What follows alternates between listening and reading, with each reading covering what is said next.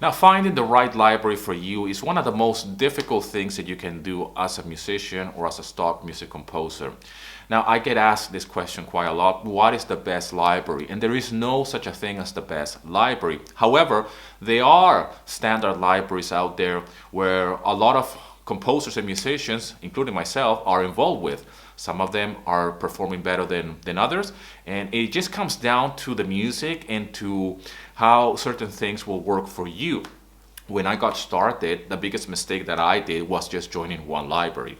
I was just so focused on just one library, and that library was Audio Jungle. But I was just obsessed with becoming an author in that library. That was my main goal, and then having all my music there as an exclusive composer, as an exclusive author. But that was a mistake for me back then because I was just limiting the potential for my income and for my music to be out there in different libraries. It took me a while to actually not only put music on different libraries, but as well change my account with Audio Jungle from exclusive to non-exclusive. Now, if you don't know what this means, basically what it means is that when you are exclusive with a particular library, what it means is that you can't sell that same music track somewhere else. So that's something that I did from the beginning. And the reason why I did that from the beginning, joining as an exclusive composer, was because I didn't know about this back then. I just knew that, hey, I am involved with one library, and this library is Audio Jungle. I am an exclusive composer because I'm not involved with any other library at the moment, and I'm not really planning to expand, really. And I wanted to earn more per sales, because if you are an exclusive composer with libraries, with certain libraries, you will get a bigger share of your sales, really. So that's how narrow-minded I was back then. And I didn't know that there were other different libraries out there. Well, I knew, but I wasn't really willing to do the work or to really expand my catalog across different marketplaces. But as soon as I start that process of joining different libraries like Pond 5 and various other libraries, I realized that my one music track will not sell on one library, but it was selling on another one. That was it opened my eyes. Like all of a sudden, I understood this whole thing. Okay, because how come the same music track that is a good quality, it has passed a review on various different libraries, and it has no sales, no traction whatsoever, but then on this particular library it's a bestseller?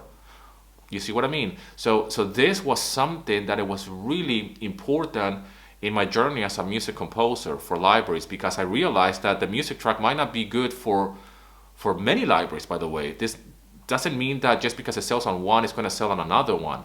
That's usually not the case. That's why I'm a big believer that everybody should join non-exclusive libraries, because you just don't know on which library your music is going to perform well. Okay, now I had a lot of success earlier on when I got started with Audio Jungle. It took me a while though to get my first sale. I've spoken about this before. It took me a whole year to get my very first sale. It's quite pathetic actually, but I was very determined to actually to stick to that plan, to say like, hey, I'm here on this library. They have approved a few tracks already. I'm not selling anything. I'm getting a lot of rejections in that first year, and I'm making no sales. But I was very determined, and then after that, I came across certain successes. One of my tracks got featured as well in the front page of Audio Jungle. This certainly helped with sales, of course. But then eventually I came to the conclusion that, hey, I'm putting a lot of limitations to my music, to my income potential, because I know there's other libraries like Pond 5, for example, where I sell a lot of music, and I sell actual different types of files like edits. I've spoken about this multiple times, stuff that I don't really do on Audio Jungle.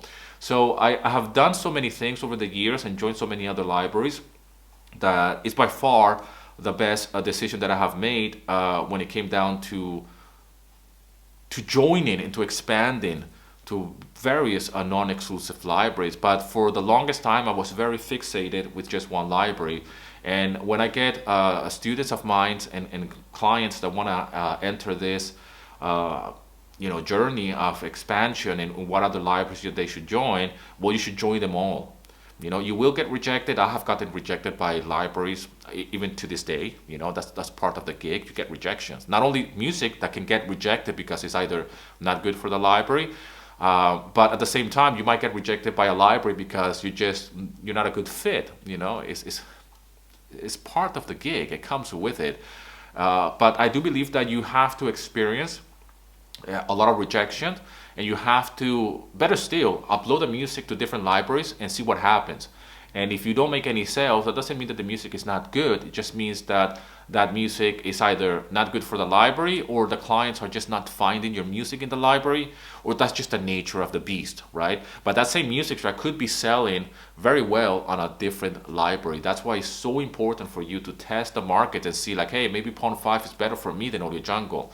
I got a lot of colleagues of mine who are very, very talented, and that seems to be the case. All right. For me, Audio Jungle is still a very important account. I got into Envato Elements, which is the subscription part of Audio Jungle, if you will, or the Envato marketplace. And it's only you can only join it by invitation, at least with the music side of it.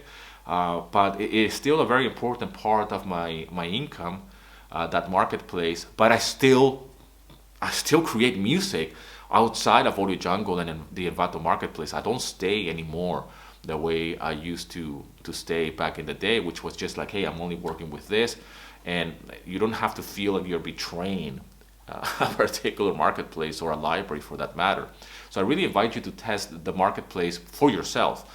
That's the best way to get practice, and really, there is no reason why you shouldn't be successful on different libraries, right? Or find at least one that works for you. So if you ask me which one of these libraries works best for me, then there's no real answer. It's really a combination of different libraries, starting with Pond 5, Envato Elements, actually, funny enough. Audio Jungle, even though sales have declined quite a lot, I get the sales from those music tracks that I have on my Audio Jungle profile. I get those sales from Envato Elements, which I will explain actually in a future video, what's the difference between Audio Jungle and Envato Elements. And I wish I could help you guys get involved in Envato Elements, but unfortunately, as I am recording this video, there is no application for it, and I don't understand why more composers that are in Audio Jungle can join Envato Elements, but that's for another video. Anyways, if you're new to this, if you're new to music licensing and to stock libraries, you would like to get started, download my free guide, link in the description. As always, thank you so much for all the love and support, and here's to your success.